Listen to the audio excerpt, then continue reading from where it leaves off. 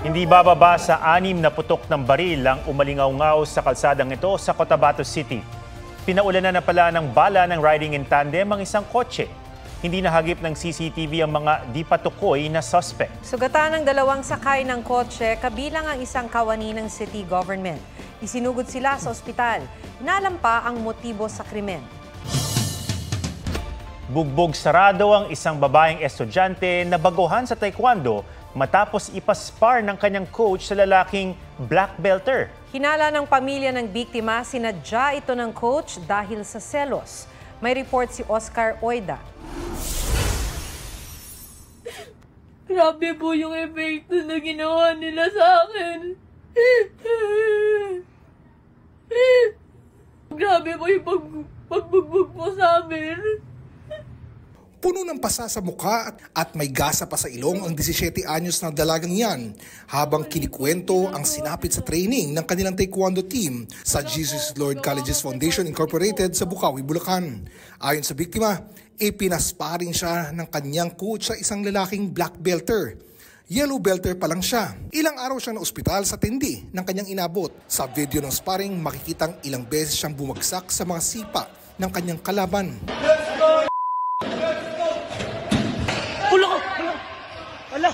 Hindi yan na ako mamatay dahil sa bugbog.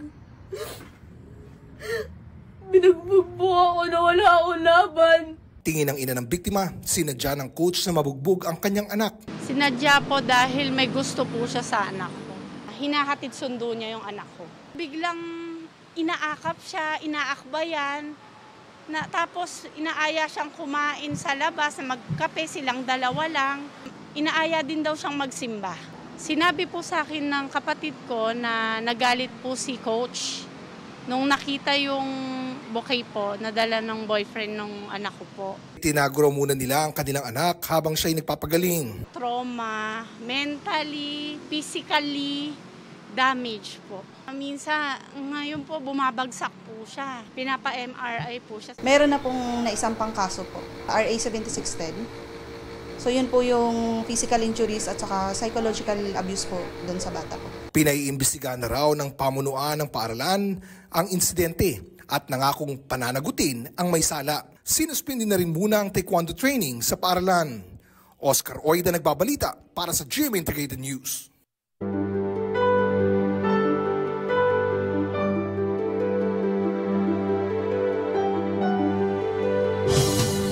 Para hindi maipit sa traffic, ilang biyahero ang pinili ng magpalipas ng gabi sa NAIA Terminal 3. May live report si Katrina Son. Katrina?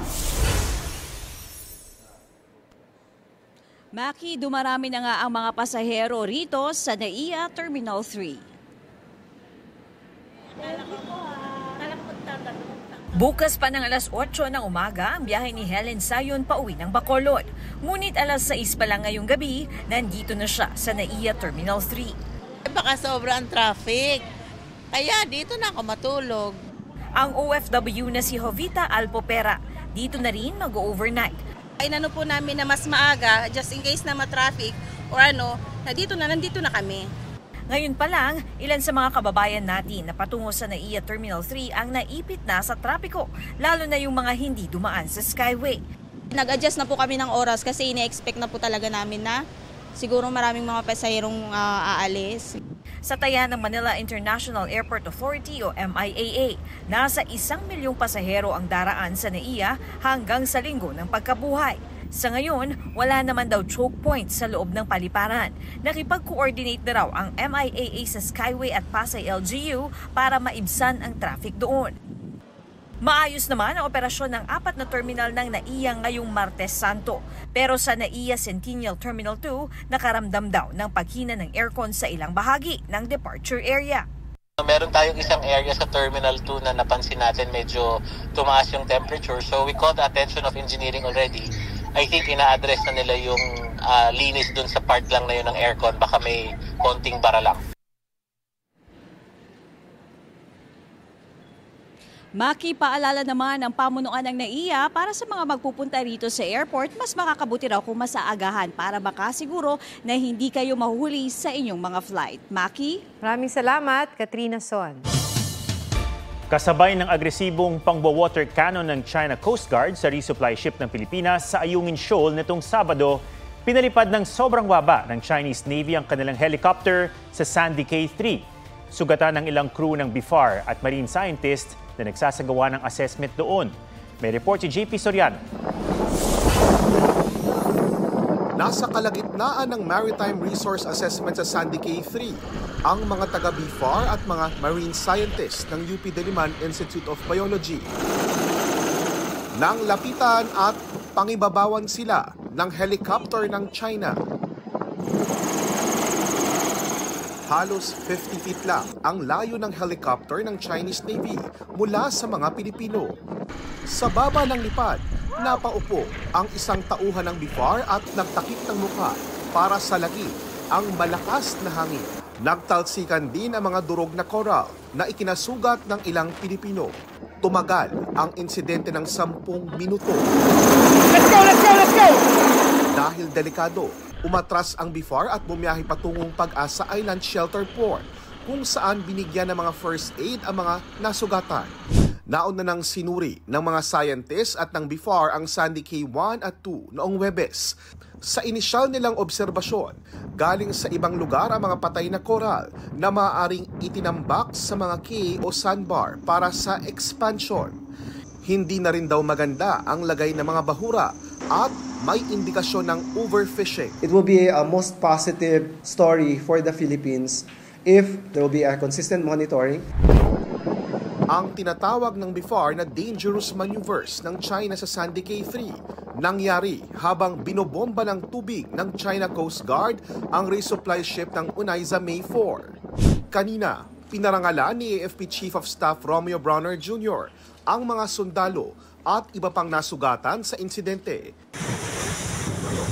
Pero ang pag-water cannon ng China sa resupply vessel ng Pilipinas hindi raw pwedeng gamiting basihan ng isang bagong arbitration case laban sa China. Ang sabi ng tribunal, this is a military activity outside the jurisdiction of the tribunal. Ang gagawin dapat natin ngayon, convert our presence there into a civilian presence. Ang rekomendasyon, ilipat sa Coast Guard ang pangangasiwa sa Ayungin mula sa AFP.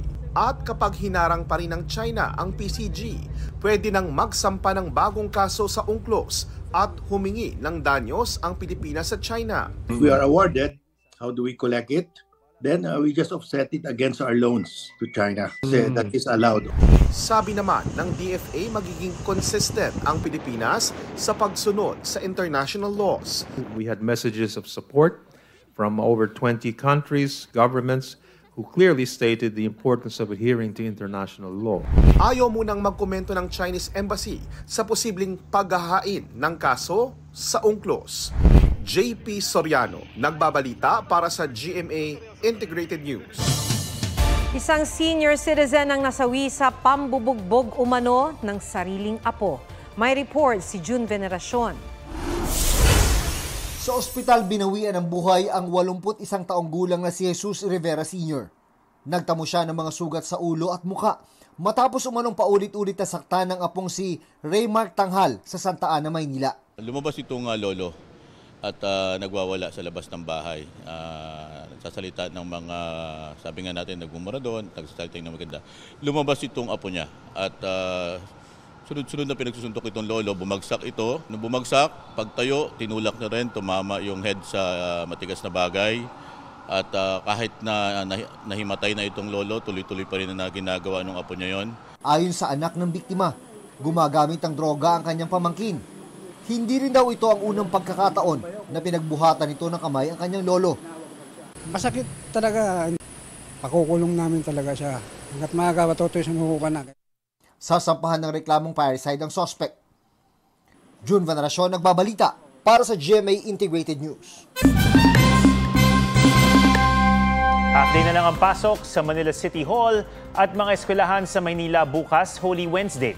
Sa Executive Order No. 8 ni Mayor Honey Lacuna Pangan, wala ng pasok mula tanghali ang lahat ng empleyado sa City Hall, pati ang lahat ng antas sa mga pampubliko at pribadong eskwelahan. Kaugnayan ng obserbasyon ng Semana Santa. Tuloy naman ang operasyon ng mga ahensya na may kinalaman sa emergency response, basic at health services at iba pang mahalagang serbisyo. Depende naman sa mga employer kung sususpendihin ang trabaho sa mga pribadong kumpanya.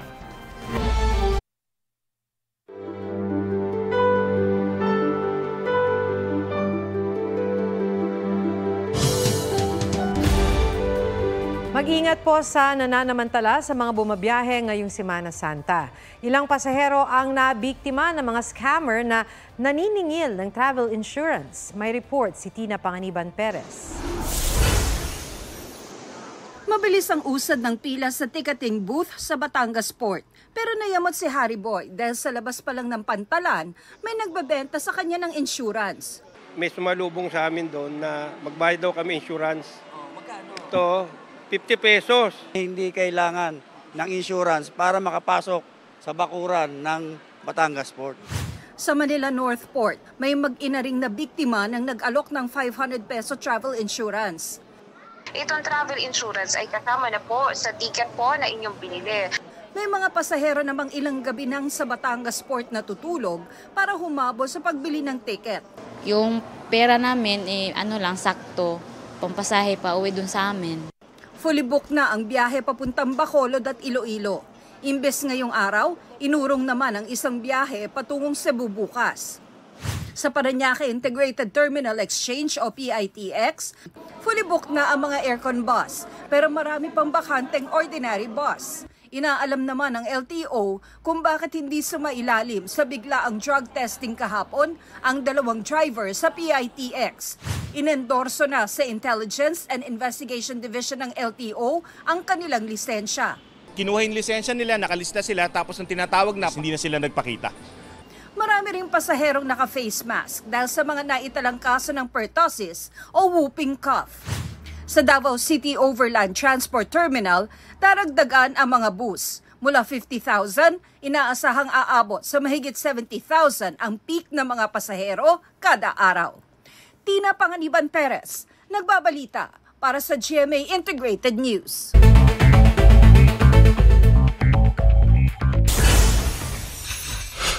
Lokal na pamahalaan ng Maynila magpapatupad ng liquor ban sa Huwebes Santo at Biyernes Santo. Imbes na sa Huwebes Santo pa, suspensyon ng number coding scheme sa Metro Manila, inagahan at magsisimula na bukas. 48 probinsya tinatayang makararanas ng tagtuyot sa Abril. Epekto ng El Nino mararamdaman pa hanggang Agosto ayon sa DOST.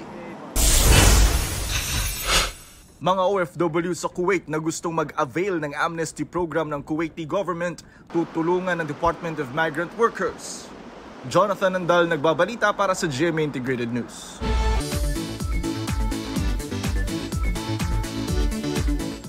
Relaxing country life ang naghihintay sa mga papasyal sa isang bayan sa Bukidnon na hitik sa luntiang bulubundukin.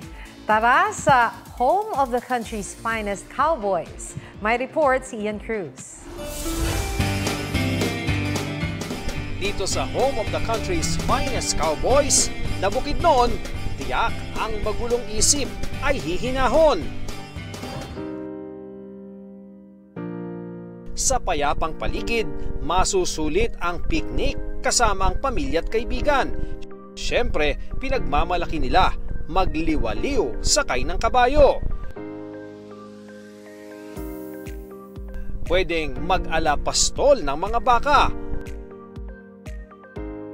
O kung intimate date naman, pwede na ang lambingan sa dagat-dagatan.